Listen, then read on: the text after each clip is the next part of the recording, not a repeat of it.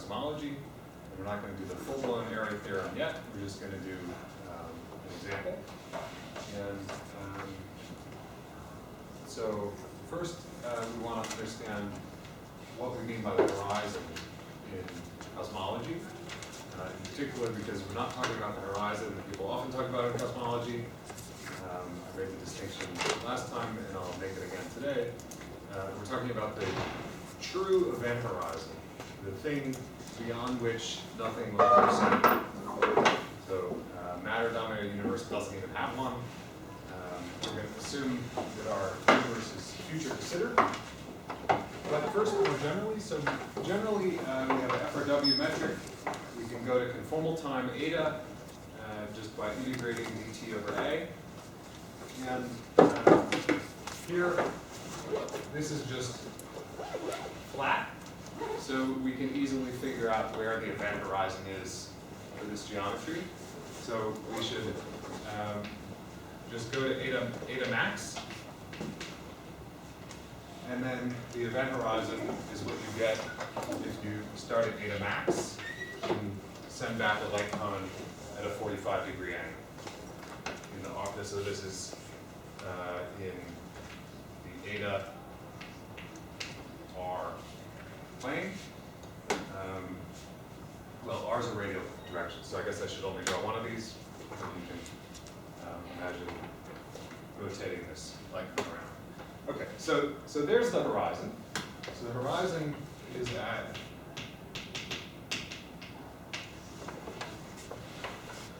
RH equals eta max minus eta. That's that curve here, that line. So in a FRW matter-dominated situation, remember eta is integral dt over a. So if we're in matter or radiation dominated, there is no eta max, it's infinite. So there's no cosmological horizon in this sense. There's no event horizon. But if we're in the sitter, so if we're in the sitter, then dt over a is exponential, dt over a has some finite, this has some finite integral as t goes to infinity. Now we can shift our limits of integration and define away eta max. So as long as eta max is finite,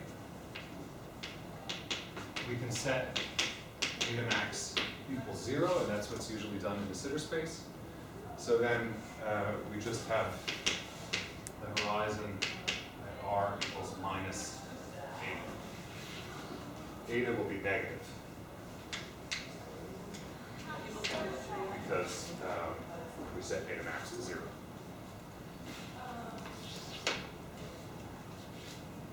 So let's look at the area of this thing.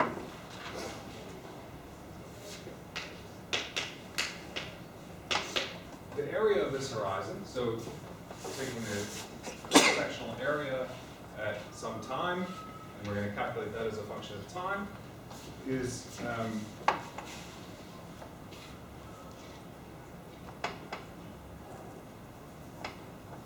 up to a constant is r of t squared, where r of t is rh of t a of t. So that's just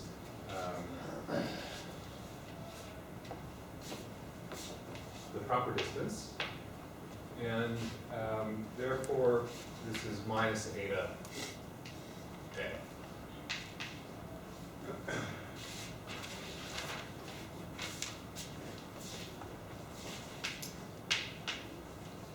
The change in area, a dot. So dot means ddt, so this is ddt r squared to r dot, where r dot is just ddt of this, so that's minus d eta dt times a minus eta dA dt. The definition of eta was that this is 1 over a, so we have r dot is minus 1 minus eta a dot.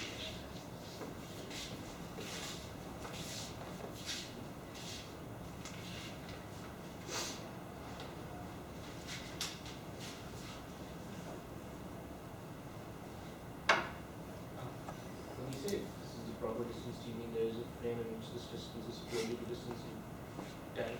Is that what you mean by? No, I just mean, I'm just calculating, so the area is big R squared, where big R squared is A squared, little r squared.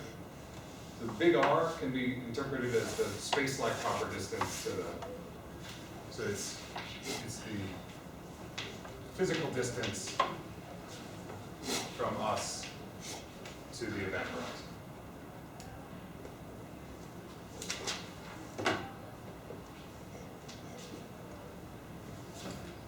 So far, we haven't assumed much. So far, all we've assumed, we haven't assumed a particular cosmology. All we've assumed is that eta, that the conformal time has a finite range. We assume that eta max is not infinite. That's the only thing we've assumed so far. We haven't assumed that it's de Sitter. We haven't assumed anything else about the scale factor. Now we're going to look at de Sitter. Questions so far about the setup?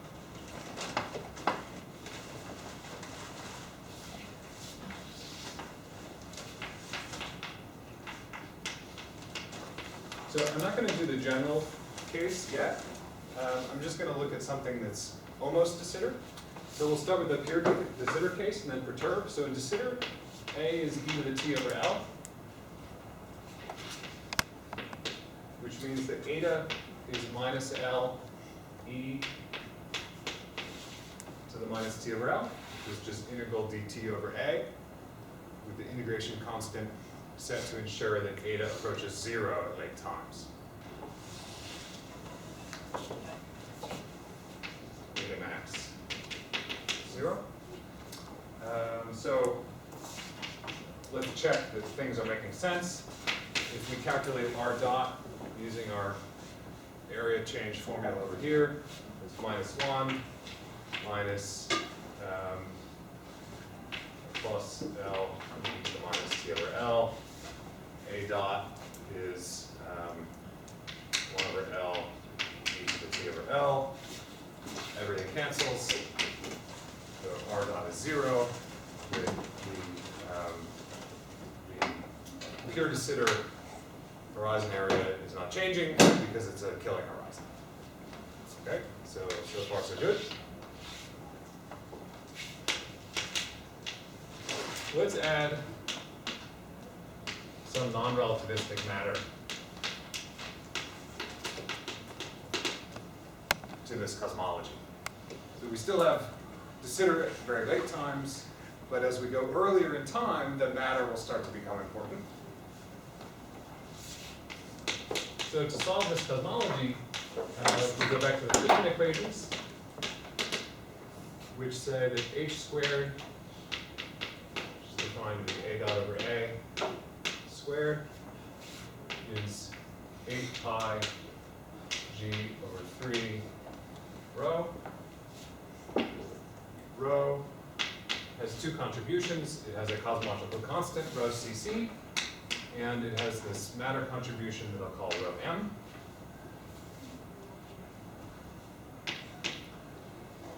And from the other Friedmann, so remember there's two Friedmann equations. The other one is just tells you how things dilute. So the other equation tells us that cosmological constant energy densities are just constant. Sorry, that's not for the Friedmann equation. That's the definition, really. So rho cc is constant, so we'll call that one rho cc 0. And rho matter dilutes as the scale factor, as the volume. So this is rho matter not over A cubed. So you can think of that as coming either from thermodynamics or from the other Friedmann equation, or from just being sort of obvious that when the universe expands, the stars get diluted by a factor of the volume. So the Friedmann equation is a dot squared. This one up here is a dot squared equals 8 pi g over 3 rho cc naught a squared plus rho matter naught over a.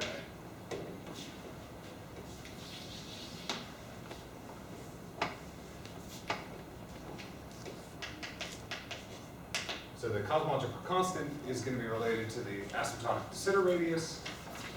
If you ignore the matter term for a minute, you'll find that if you set L squared equal to 3 over 8 pi g rho cc naught,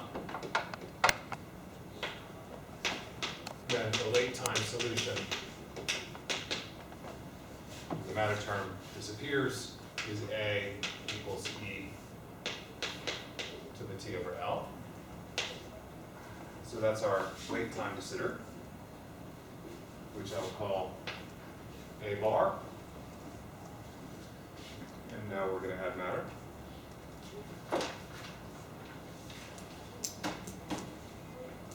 You can actually solve the Friedmann equation exactly for cosmological constant plus one component of matter. So you can almost get our universe, you can just plug into Mathematica or do the differential equation, you can solve it. I don't want to do the algebra on the board, so I'm just going to perturb it. That we can do. So if we go to earlier times, just slightly earlier, when the matter starts to become important, we have A is A bar plus delta A, where this delta A is whatever part is proportional to rho matter. Then you can plug in your de Sitter solution into our evolution equation here, and perturb and find an equation for the perturbation, which is delta A dot minus 1 over L delta A equals 4 pi G L over 3 rho matter naught A bar minus 2. And then you can solve this equation and you find A is E to the T over L, that's the de Sitter part, minus some constant times E to the minus 2T over L plus subleading corrections. So this is the matter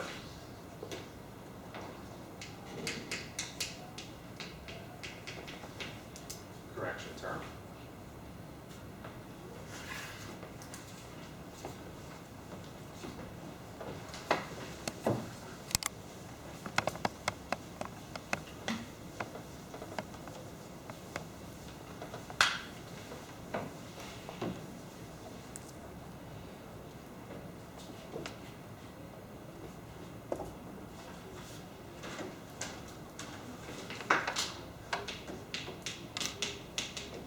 Horizon we said is that RH R equals minus eta, which is minus integral dt over A. That integral is easy to do. It's L e to the minus t over L plus dl over 4 e to the minus 4t over L.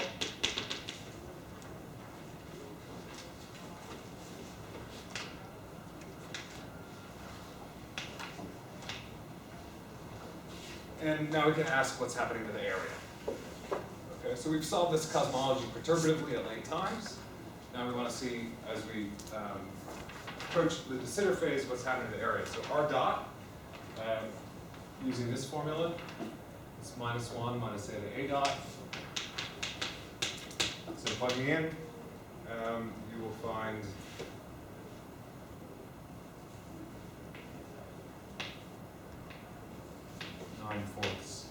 B e to the minus 3t over L plus dot dot dot,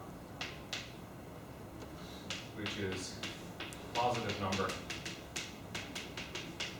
times rho matter naught over A cubed.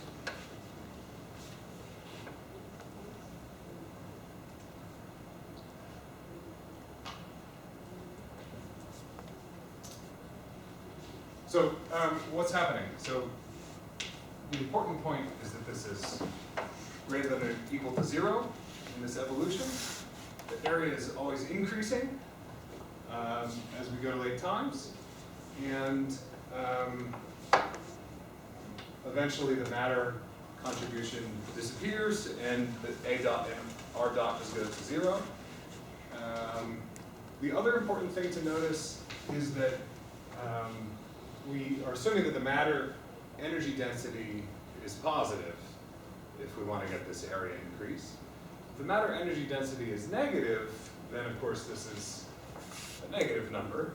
Now it seems very reasonable to assume that the matter has positive energy density, but we need to be careful what we mean by positive energy density, because the stress tensor is this whole 4x4 thing, and which component exactly are we saying is positive in which reference frame.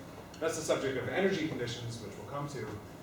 But for now, let's just be happy to assume that this density is positive in FRW, and then we get a area increase.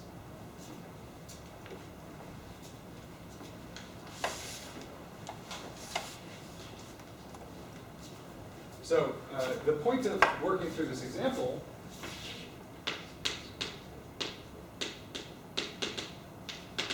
was two things. Well, first of all, the fact that it's increasing. Secondly, in order to demonstrate what I mean by horizon in this context, which is that the horizon that we're talking about is the one that you get by sending null rays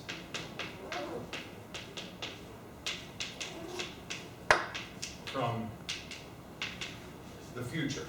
In de Sitter, so we're going all the way up to Scri plus in de Sitter space. Here's Scri plus. That's where you end up at asymptotically late times. And then we're sending null rays backwards from Scri plus. That's what defines the horizons, which is the area theorem applies. It's not the same as the particle horizon in matter. I'll draw a picture in a couple minutes. This makes clear that the meaning of the horizon depends on what happens in the future. Okay, so if say we thought that we were headed into de Sitter, but then I don't know, the cosmological constant decreased and it went to 0, and then we were in matter domination again. That would change our asymptotic future in a way that's very hard to notice today. It would change what we mean by this cosmological horizon. This depends on the future. So this is sometimes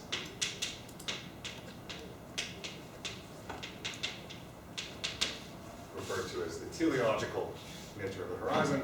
I have never heard that word used in any other context, so I don't know. But people often say it about horizons. I looked it up in the dictionary.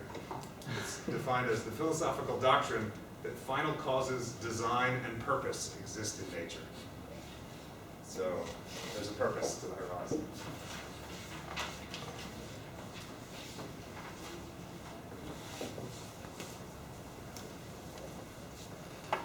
Questions? When you say that these null rays are being sent by an observer in the future, so that time right observer ends up in null infinity, is that what you're saying? Scri plus in this context is not null infinity. So if you're in future de Sitter, then Scri plus is space-like. It's just future infinity, but it's a space-like surface where ordinary time-like observers do end up.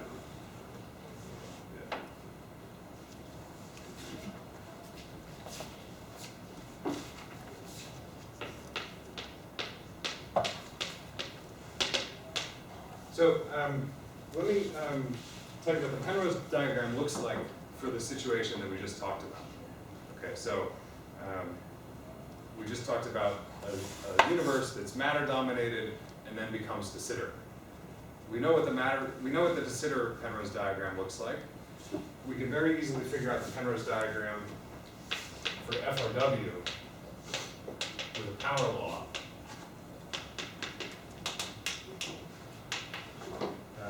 P is between 0 and 1. So the metric is minus dt squared plus t to the 2p dx squared.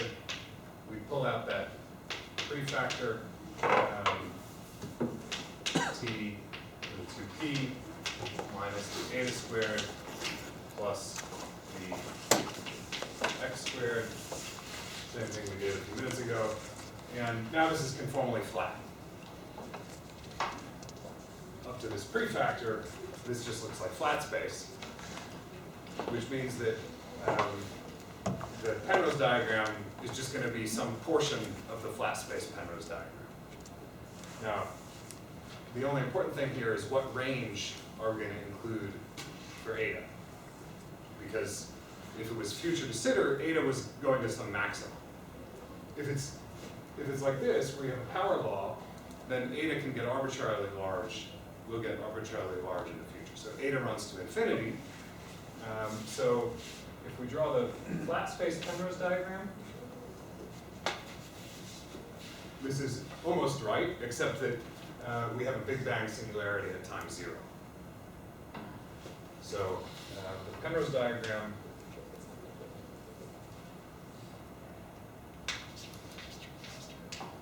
for power law FRW is just half of the Penrose diagram of Minkowski space. That is, we start with this Big Bang at time 0, and we just get the upper half of the triangle. So this is the causal structure of the matter-dominated universe. I'll erase the bottom.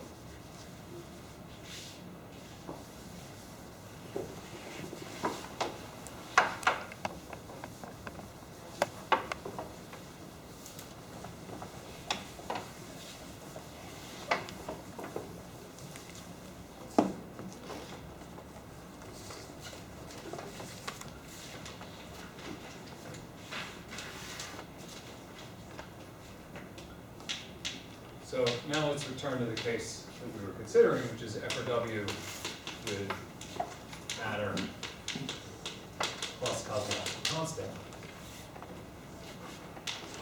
Well, we basically can just glue these Penrose diagrams together. So we should glue, I'm turning around my FRW so that it can glue nicely onto my picture of de Sitter space. But we want to take this t to the p FRW and glue it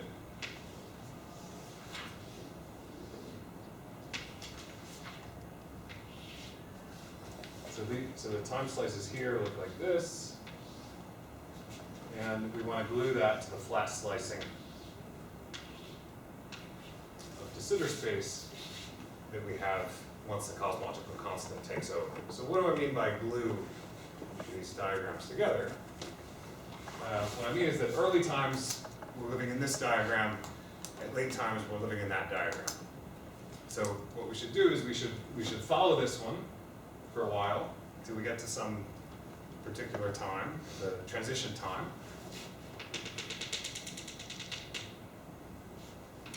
Ignore the rest, because that's not what happens.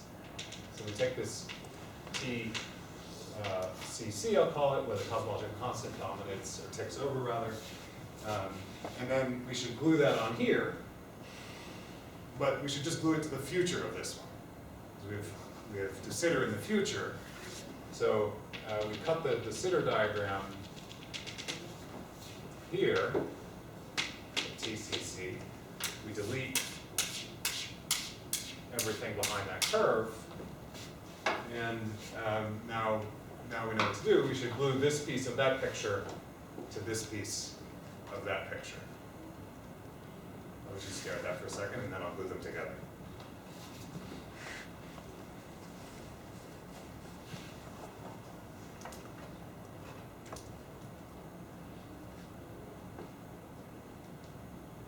Questions? Okay, I'll glue them together. So let's start with the early times. So that'll make it a little bigger. So there's the early times, t to the p. And now I'm allowed to I'm allowed to mess with this diagram because we're just drawing conformal diagrams. So I'm allowed to squash and stretch it in any way that doesn't change the causal structure. In particular, I could just glue it right on top of here.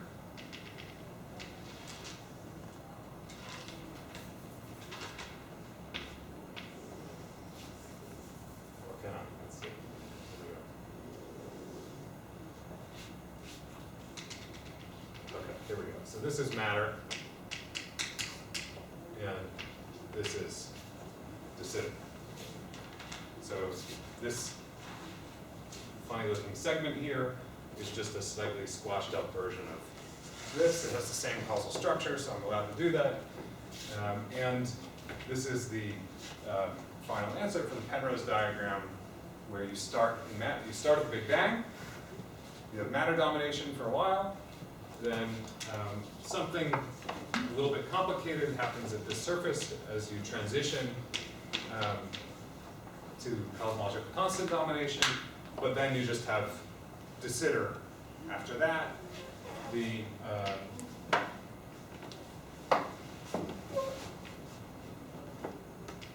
dot that I'm drawing now is you, or me.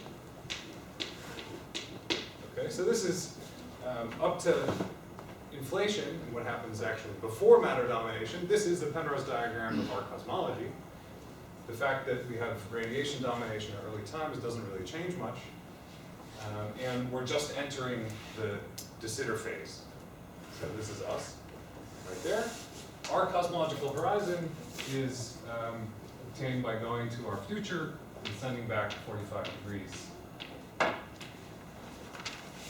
So that's our true horizon, I'll call it. True in the sense of event horizon. That was supposed to be 45 degrees. I guess it's close enough. And that's what, so this is the surface on which we were just calculating the change in area. So we were calculating A dot, the change in area, as this event horizon as we go forward along this event horizon.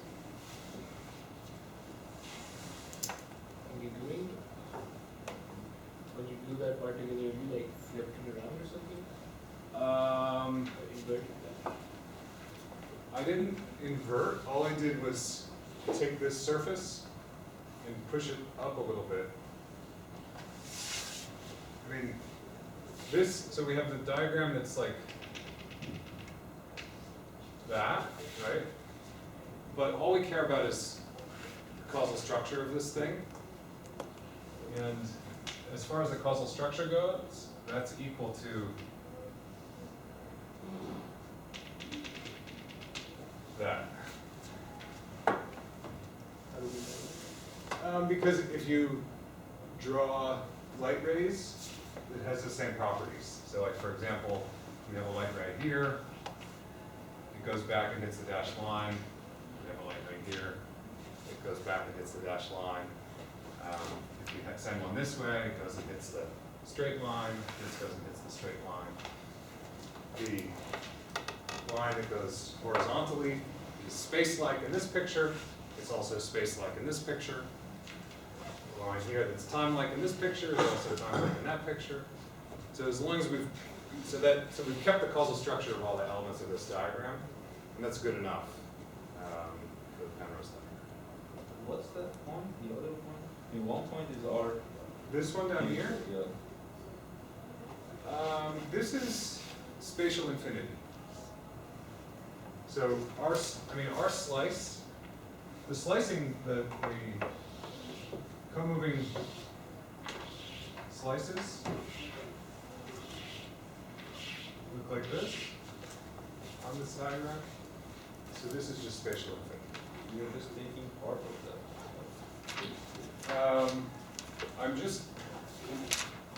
I'm taking everything above the dashed line. This point here is this point here.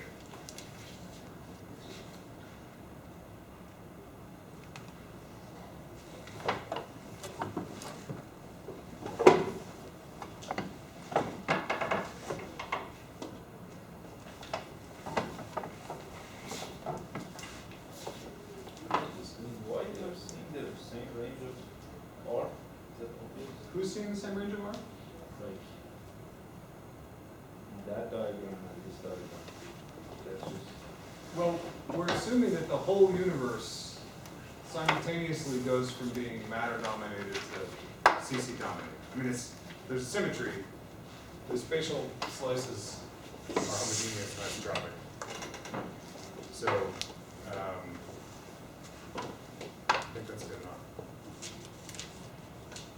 I mean, it's infinite volume, so we can glue two infinite volume things together. The stars, maybe I should show what the stars are doing. The stars are, I don't know if I can know what the stars are doing. I guess they're just sort of going on here and then they start to expand.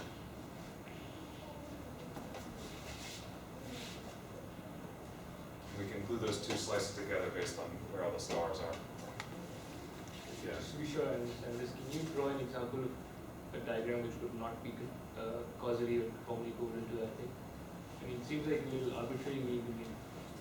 Well, so, for example, I'm not allowed to take this line here is space-like. I'm not allowed to tilt it so that it's null. Like, it's not. This is no good. Because if I sit here and send a light ray, I have a long, whereas here it's space-like, that doesn't really make Is sense. this other line you've drawn, you're saying that that's space-like just because it looks like one of these spatial slices? Like, Because it's less than 45 degrees. So these are all conformal diagrams, so space-like just means less than 45 degrees. Is it fair to say, in other words, you're allowed squishing along the 245 degrees, arbitrary squishings along the 45s? What does it mean to squish along 45 degrees? I So think I if agree you with want, that. turn your diagram by 45 degrees and squish it or stretch it any way you want, and then turn it the other 45 degrees and squish and stretch it any way you want, that doesn't affect the null rays at all. Yes, that's right. I think that's general. Yeah. So it's an illusion that it looks like the area is getting smaller, right? It's an illusion, absolutely. Yeah, so same as in peer to center.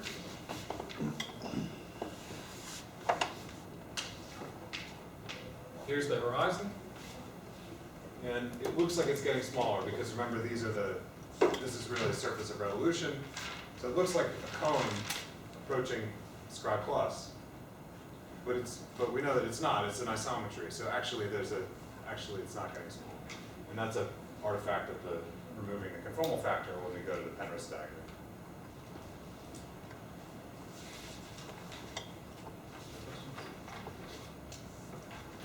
So look, I'll just tell you about the horizon problem briefly. We talked about this last time we talked about FRW, but on diagrams like this, you can see it pretty clearly.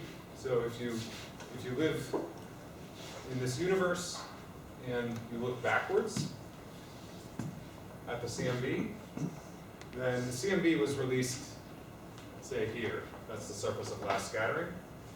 And between the Big Bang and this two-sphere here, there's just not enough time for this stuff to all be in causal contact with for say one side of this two-sphere to be in causal contact with the other side of this two-sphere. And that's why in inflation we like to glue on another region back behind here. I'm not going to glue a third region on here because I think I'll start to try people's patience if I haven't already gluing two things together, but you can ask me about it later if you want to see the diagram for the whole universe.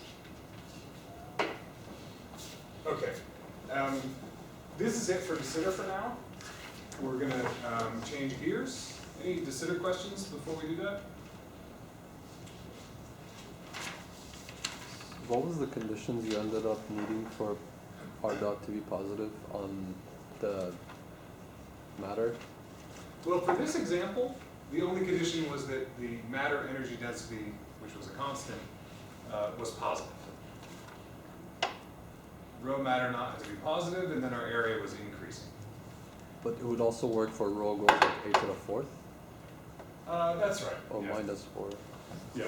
I only did the non-relativistic case, but actually the same conclusion would have applied for any growth between t to the p with p between 0 and 1.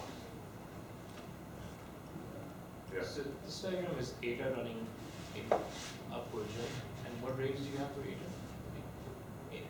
Well, so eta, this isn't quite eta. It's conformal to eta. It's roughly eta. The future here, I plus, is eta equals 0. So eta runs from minus infinity to 0.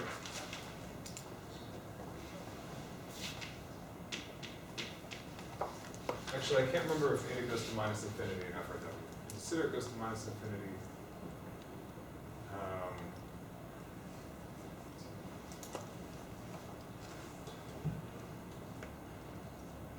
Yes, it goes to minus infinity. You're integrating 1 over t to the p. As t goes to 0. The problem you had with initially in one of the batches eta was running into infinity and the other batches was bounded. You sort of solved that by inverting the sign somehow and taking it to minus infinity. I didn't invert the sign. I just shifted it. So it was running over up to some finite value. We can make that finite value whatever we like. You know, in the matter thing, it was running up to some finite value because we were cutting off the Penrose diagram. And here it was running back to some finite value, so we just shifted it so we can match the two.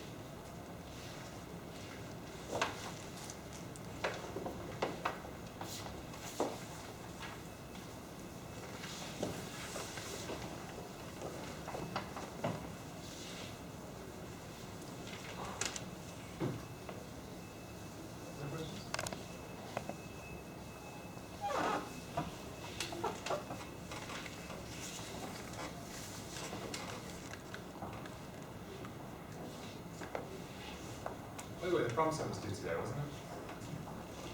We don't have a box, do we? Oh, you have them? I mean, you said hand them to me Okay. on Blackboard, I think. Okay, good. Problem sets, give them to you. If you don't have them, but now they're just watching this office.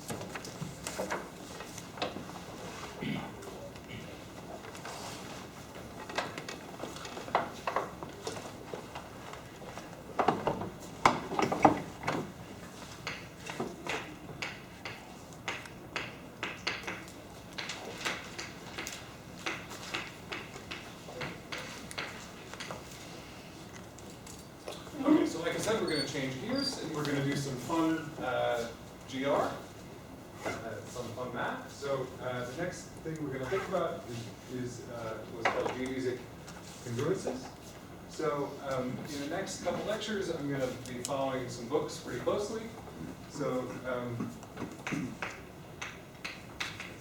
I'll probably be closer to the treatment of Poisson, chapter 2. But it's almost identical to law section 9.2, if you're looking for reading. So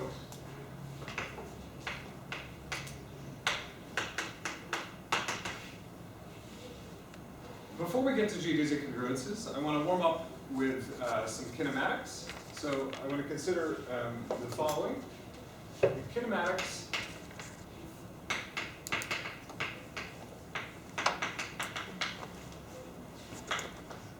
of Newtonian, okay, so we're not doing GR right now. Forget curved space for a minute, just plain old Newtonian mechanics. The kinematics of a Newtonian 2D rubber sheet in 2+1 dimensions. So what do I mean? We have well, just what it sounds, okay? So we have a rubber sheet, and we're looking at the time evolution of this rubber sheet. It's space filling, and we're not going to worry about the center of mass motion. So we're not asking how the sheet moves around in space. We're just asking how it stretches and turns and squishes. Okay? So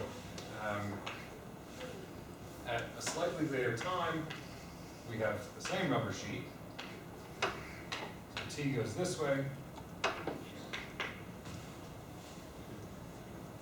but it's squashing and stretching. So if we look at some particular point on this rubber sheet, say O, then maybe that point will get stretched a little bit.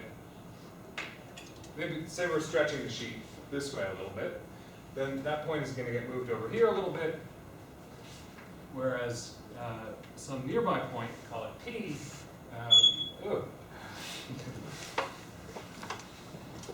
is maybe getting stretched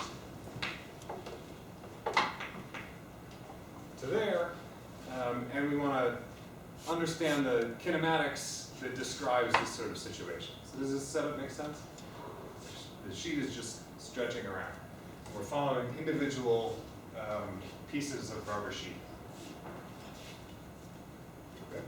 So to keep track of this, I'm going to define a displacement vector, zeta.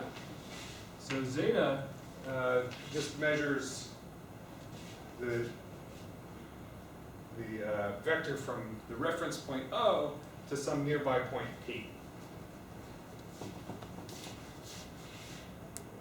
That is, zeta A of t is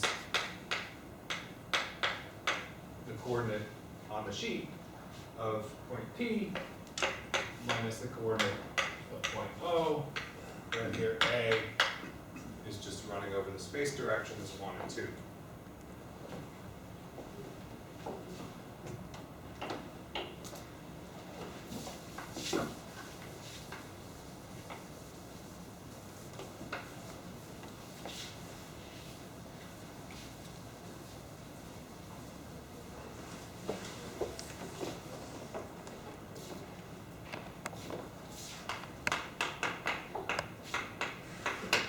Describe the dynamics.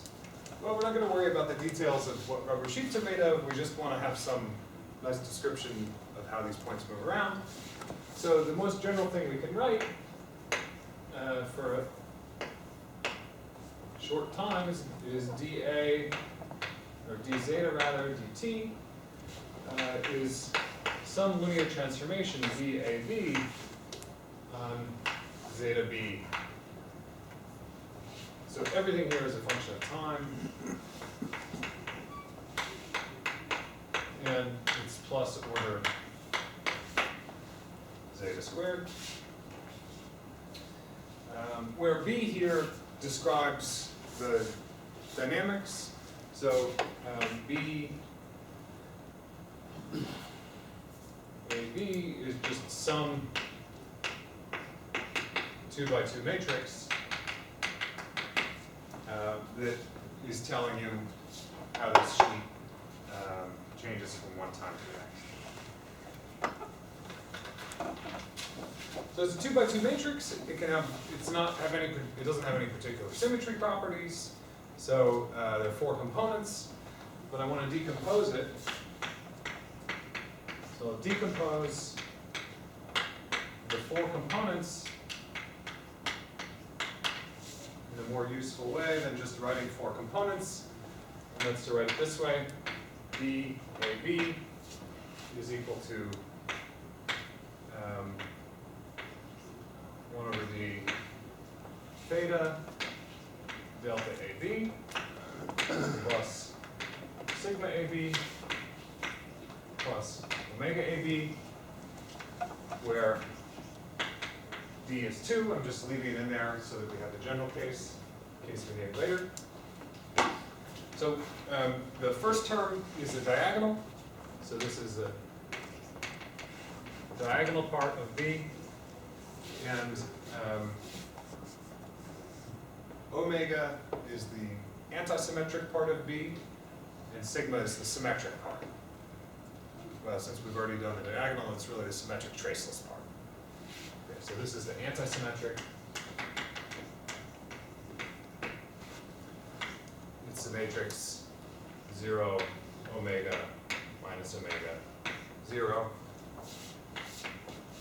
This part here is the symmetric traceless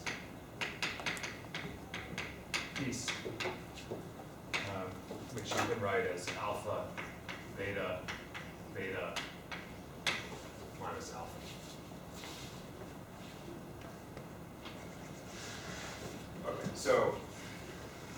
just taken the four components of this 2 by 2 matrix, and now we call them theta, alpha, beta, and omega. The reason for doing this is because these various components have nice interpretation properties. So how do we interpret the various pieces of this matrix? To do that, we're going to do something actually that's a lot like what we did with gravitational waves. I'm going to draw a picture on the rubber sheet. So I'm going to draw on this rubber sheet with a pen, and then we can watch how the picture moves around, because it's kind of hard to tell if you just stare at a rubber sheet, how it's moving. So let's draw a picture on there. I wish I could draw something more interesting, but I'm just going to draw a circle. Okay, so we're just going to draw a circle around our reference point O and ask, how does that circle get deformed as we evolve in time? From the way I drew this point P here, it's clear that at least this part of the circle is getting stretched out to the right, but we want to describe that motion in general. So at t equals 0, we take our rubber sheet and we draw this circle around the point O. That circle is zeta A naught equals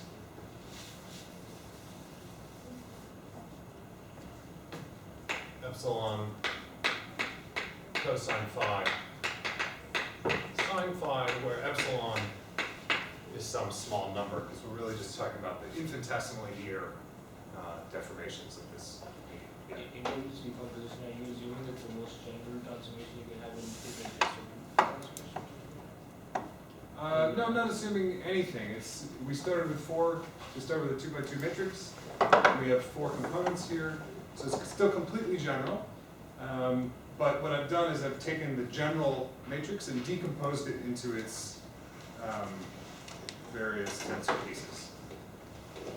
You could think of it as decomposing other representations.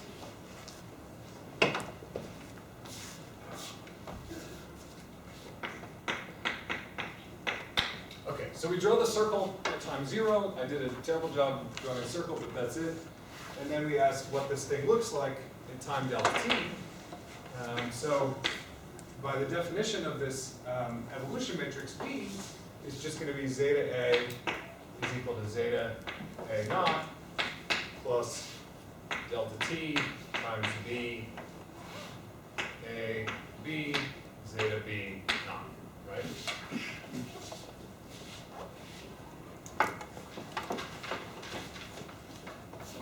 So let's look at the 3 components, the 3 different things here. They have 3 different effects on the picture. First, theta. So theta is called the expansion.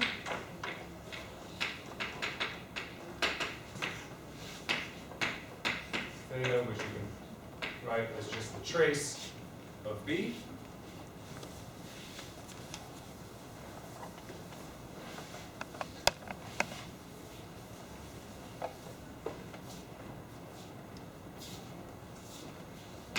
So if all we have turned on is theta, then zeta A after the time evolution is zeta A naught times 1 plus a half theta delta t. 1 plus half theta delta t.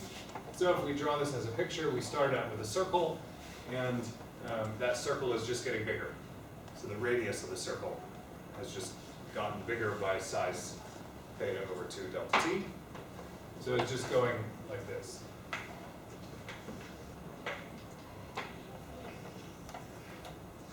Circle is getting a little bit bigger. A convenient way to write this is to note that so the change in the size of the change in the radius is a half theta r delta t, which means that just by